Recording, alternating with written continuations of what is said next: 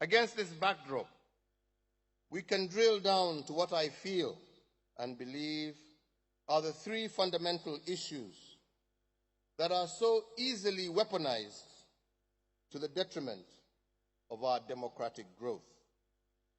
The first of these is negative ethnicity or tribalism, followed by religion, and lastly, economic greed. When you look deeply at the crux of most of our conflicts within our continent, we are either fighting for ethnic or sub-ethnic superiority of one community at the expense of others, or we are propagating divisive narratives that have their origins in religious differences or sectarianism. As we sit here today, we know for a fact that some of these elements I have mentioned remain a clear and present danger for the future of Nigeria.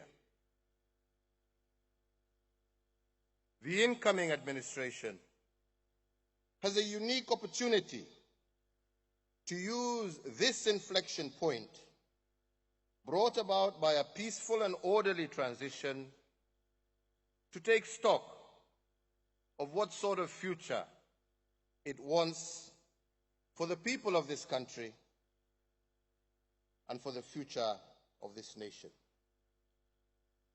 Will Nigeria continue fighting for its place on the world stage with one hand tied behind its back? Or will it use this moment in time to embrace a brave new way of doing things and thereby unleashing the full might of this green giant? As you ponder on that thought, allow me to take you back to a time in 2013 when I was first elected into office.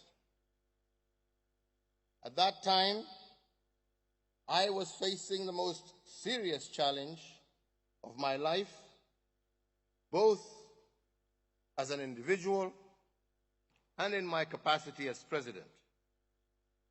I was facing a trial at The Hague for alleged crimes against humanity, charges that were later proven to be unfounded.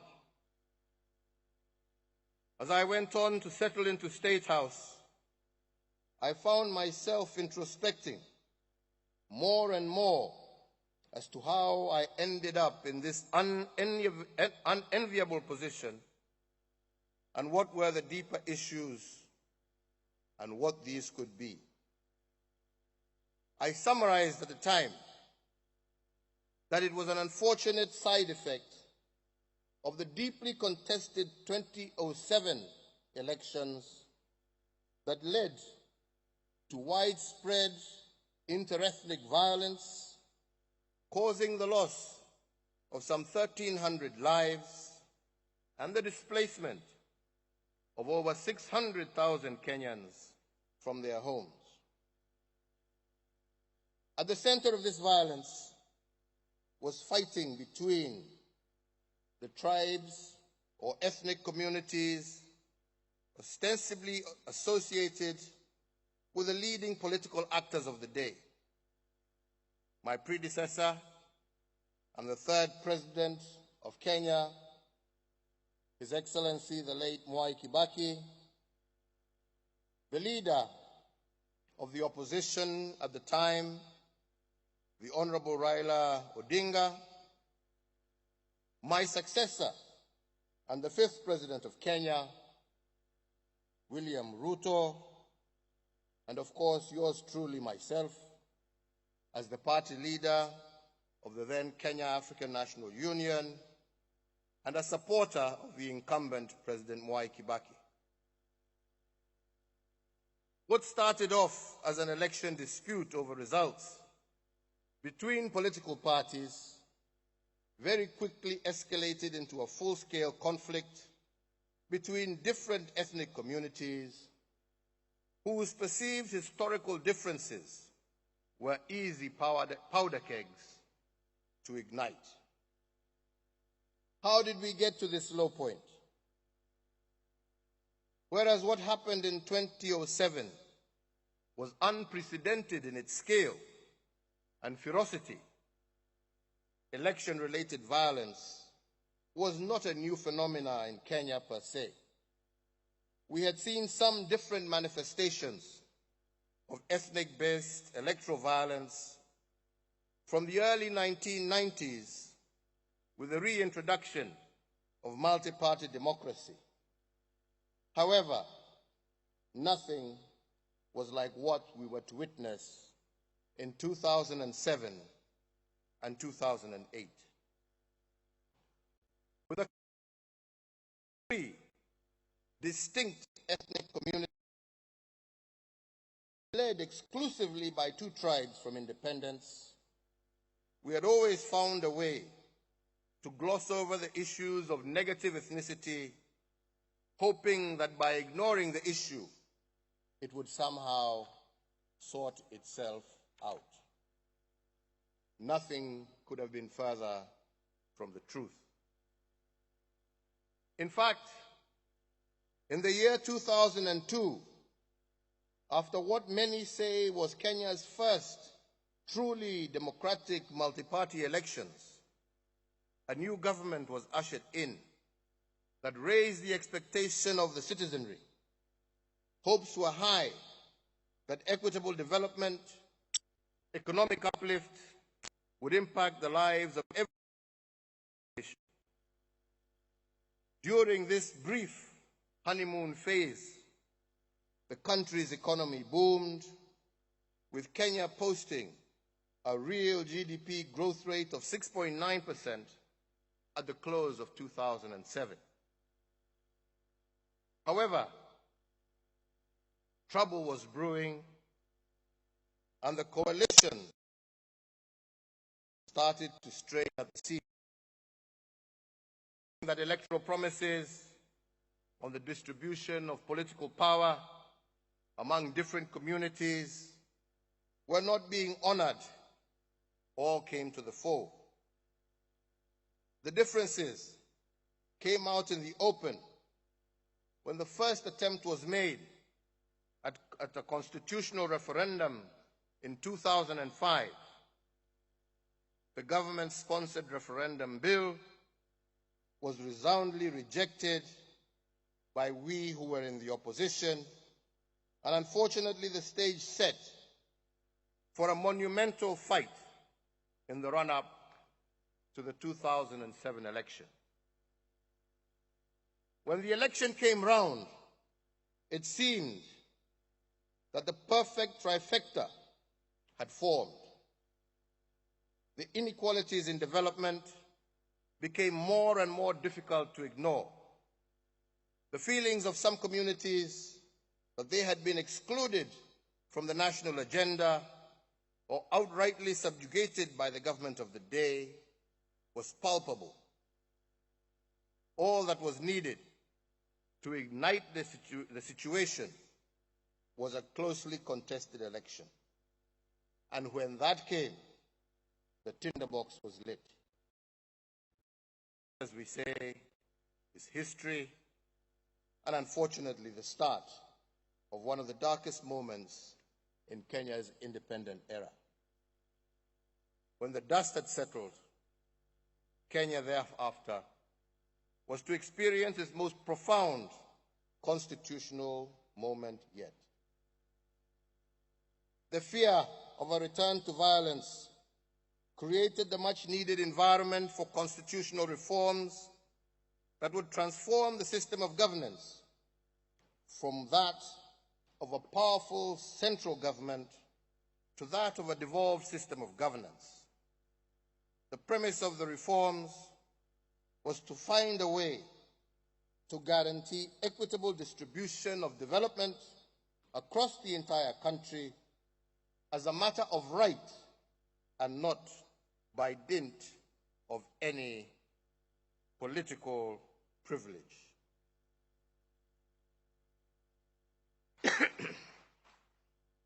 I am grateful to God for allowing me the opportunity to be the first president to implement Kenya's 2010 new constitution.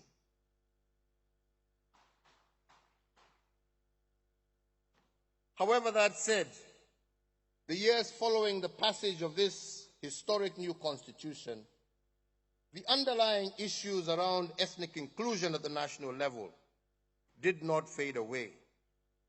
And the situation once again came to a head in 2017, almost 10 years to the month after the post-election violence of 2007. I, as head of state and government, was determined not to let history repeat itself. The last 2 years of my first term, trying to make up for the lost time that had been wasted running back and forth from The Hague, my administration was therefore working double time to try and fulfill our election pledges and to allow us the option to seek a fresh mandate in 2017. The 2017 election proved to be yet another milestone moment in my political life. For the first time in Kenya's history, the outcome of a general election had been overturned by the courts.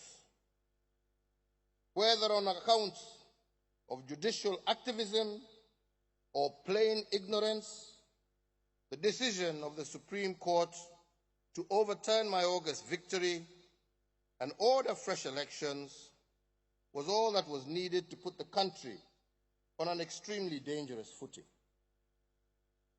The constitutional lacuna surrounding the lack of defined and codified rules of engagement for the operations of government in the event of such a repeat election exasperated the situation even further.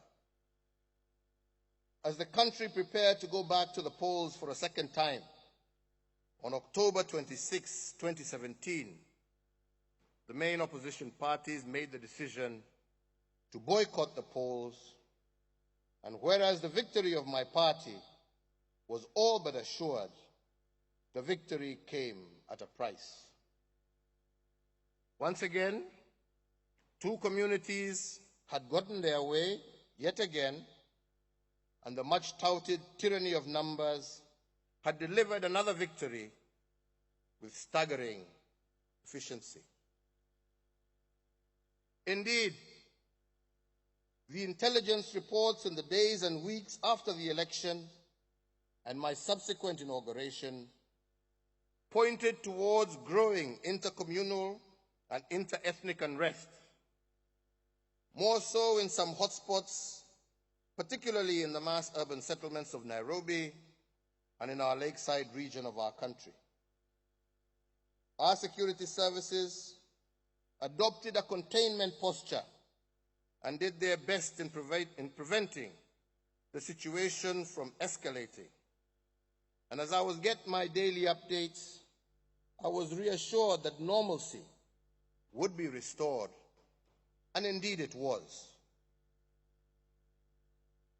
However, ladies and gentlemen, as it has been said by leaders across the world, peace is not informed purely by the absence of conflict. By the time Christmas of 2017 was approaching, it became clear to me that the calm that had returned to the country had been replaced by an inexplicable and attack that had seeped into the hearts and minds of large sections of our population. There were communities that felt defeated, that they had nothing more to lose, and that they no longer wanted to associate with a country known as Kenya because they felt that they had no stake in it. I was not the only one who sensed that there was more that bellied this uneasy calm, and that something serious and possibly more sinister was slowly brewing. The economy had not bounced back at the pace we had anticipated. Investors had adopted a wait-and-see attitude. And even though my coalition had an overwhelming majority in both houses of parliament, the politics seemed to be all wrong. And all this happening at a time when I was reconstituting my cabinet, putting in place the organization needed to deliver on the remainder of our pledges to the people of Kenya. And it was then that I was reminded about the inverse correlation between our election cycles and the country's economic performance.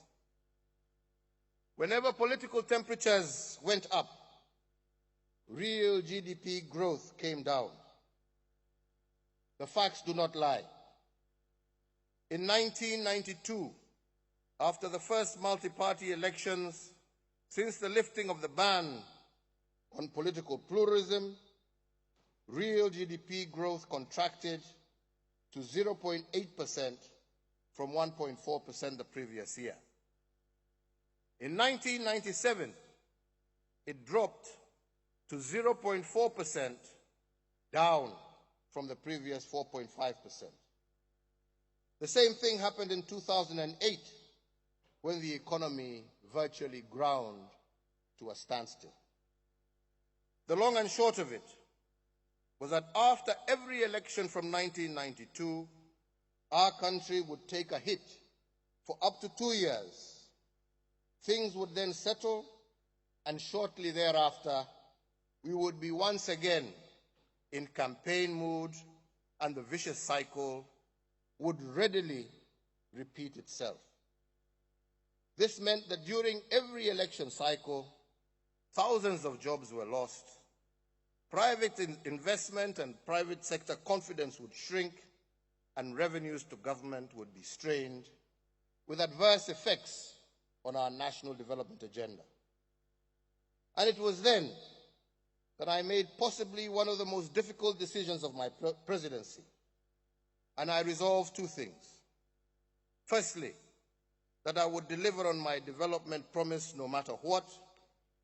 And secondly, that I would not be the president that took Kenya back into any form of civil strife.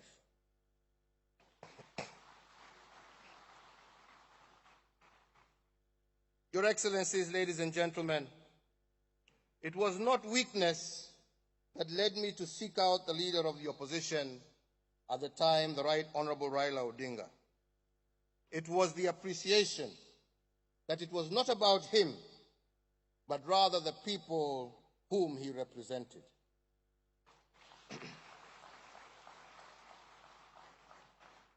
The millions who felt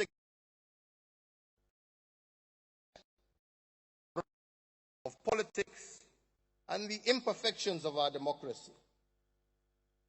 The things that we discussed in the days that followed, and which culminated on the 9th of March 2018 in what we Kenyans commonly refer to as a handshake, are the subject of another lecture.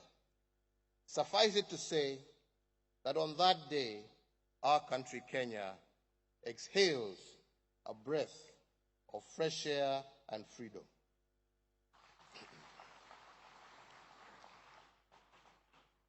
The dialogue that began was about what we needed to do to make Kenyans feel included in the affairs of their nation. It was about how we could strengthen devolution to deliver on what the framers of our Constitution had intended. It was about how to make every Kenyan, from large or small communities, feel like the government was theirs. We recognize that when stripped down to its most rudimentary form, Kenya was simply an amalgamation of different ethnic communities trying to coexist peacefully within the borders that we found ourselves in. We recognize that for Kenya to endure as an indivisible nation, a winner-takes-all situation was not sustainable over the long term, under the structures and organization of government would need to rethink to accommodate the realities of who we really were deep down.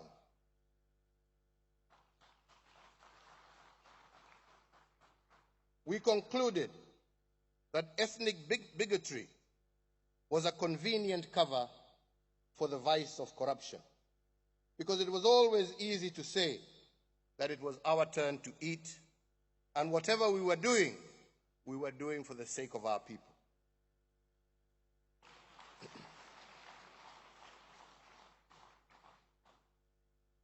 Even as the country sighed in relief after the handshake, the weight did not lift from my shoulders, for I now had the arduous task of taking and carrying along with me on this journey those who had benefited from the previous status quo.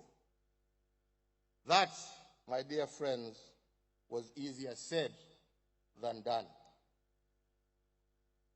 Many of those from my political strongholds could not comprehend why any political concessions needed to be made to those from other political parties, more so because many of the proposals meant that the tyranny of numbers wielded by the larger communities would no longer be an assured path to absolute power.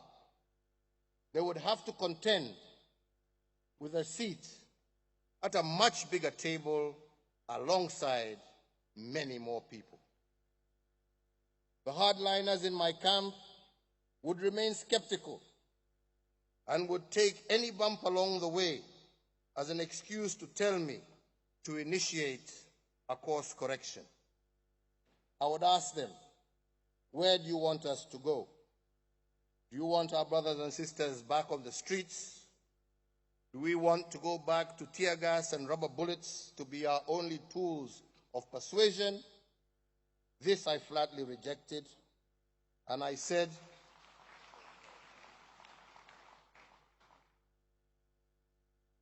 and I took pleasure thereafter in reading intelligence reports that talked about other issues and not simmering ethnic tension. Contrary to the general expectation at the time, I did not create the unity. Both Raila and I knew that the issues we were discussing were too deeply rooted in our people's psyche to be resolved by some simplistic cosmetic touch-ups. After all, as they say, a pig with lipstick is still a pig.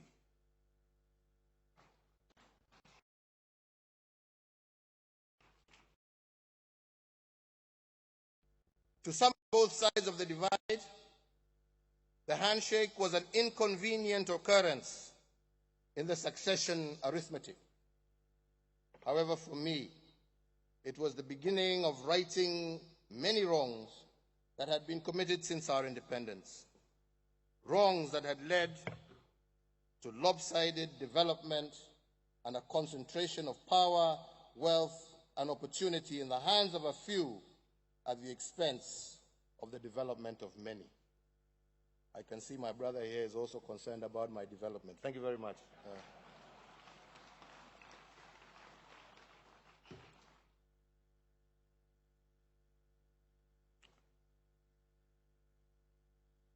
My decision to pursue an agenda of inclusivity bore fruits in many ways. In the period from 2018 up to 2022, Kenya recorded some of its fastest development gains. It was the togetherness of the Kenyan people that allowed my administration to steer the country through the difficulties of COVID-19 that ravaged both lives and livelihoods. It was the unity of purpose that allowed Kenya to play its rightful role in the international stage by securing a non-permanent seat at the UN Security Council and playing host to a multitude of international events.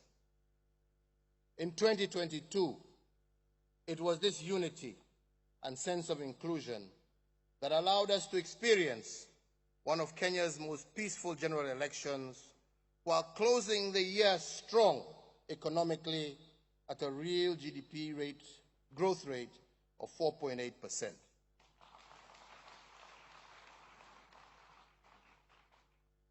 On the 6th of September 2022, I handed over the reins of leadership to my successor, President William Ruto, in a colorful and peaceful ceremony.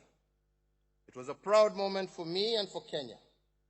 No matter what was felt about the outcome of the elections, we stayed true to our Constitution.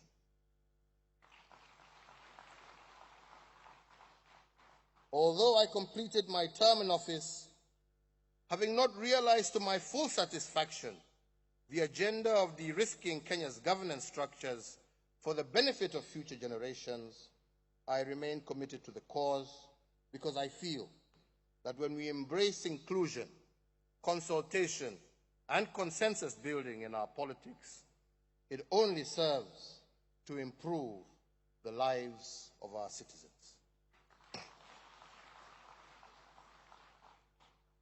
It is said that a day in politics is a very long time, and that politics remains the art of the possible. As I today settle into my retirement and shift my focus, time, and energy towards the peaceful resolution of conflicts on our continent, I remain alive to the fact that I must continue to play a part in fostering peace in my home country of Kenya. I use my voice and my platform to persuade, especially those in power, that a dialogue with those in opposition to their victory is not a weakness, nor is it a denial of their victory, but rather a much-needed tool that creates a more inclusive Kenya and that sets a forward developmental trajectory. A trajectory that meets the expectations of all in our society. And I remind that the mentality of winner takes it all can only result in division and retardation of our national development agenda. Therefore, dear friends, as you celebrate victory of an election and prepare to inaugurate a new president, remember that your victory is not just about numbers, as Western democracies would have us believe, but that the real victory will be how you will reach out to all the voices in Nigeria and how every Nigerian, from Katsina in the north to Port Harcourt in the south, from Bambana in the west to Maiduguri in the east, how they will all feel included in your victory and see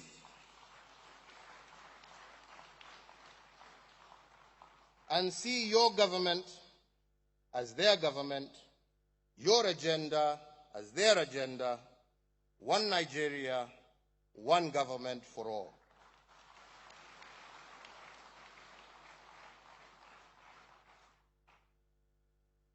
And if I may address His Excellency the President-elect, President Tinubu, through you, Your Excellency Vice President-elect, I speak to you as a brother, but also as an elder statesman in leadership. The contest is now over, and the hard work of building a prosperous and unified Nigeria now begins.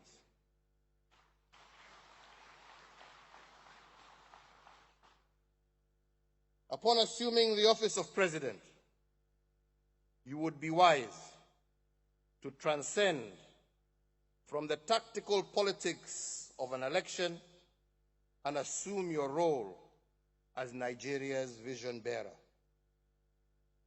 This will demand a complete overhaul of the adversarial mindset that we as politicians are conditioned to embrace during the electoral process.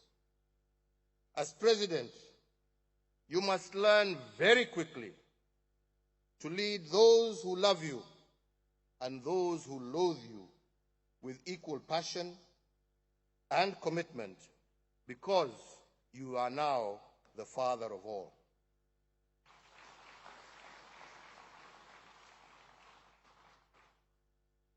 Your Excellency, when countries are in election mode, the people and its leaders are more divided than ever and boxed into their various sectarian and partisan interests.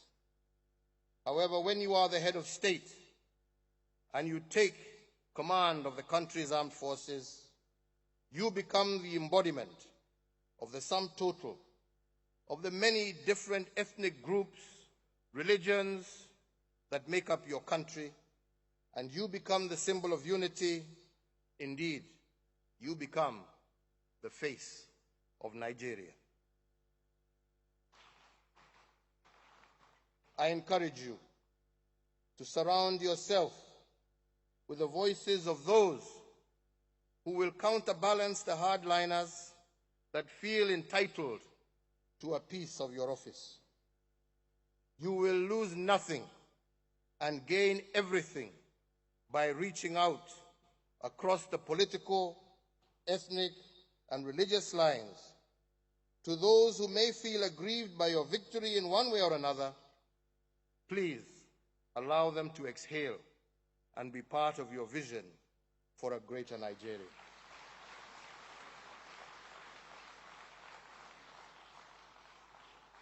It is my hope and my prayer that the lessons from across the continent will give you the resolve to walk the difficult path of overcoming those three enemies I started by mentioning, the three enemies of nationhood: negative ethnicity, religious discrimination, and corruption.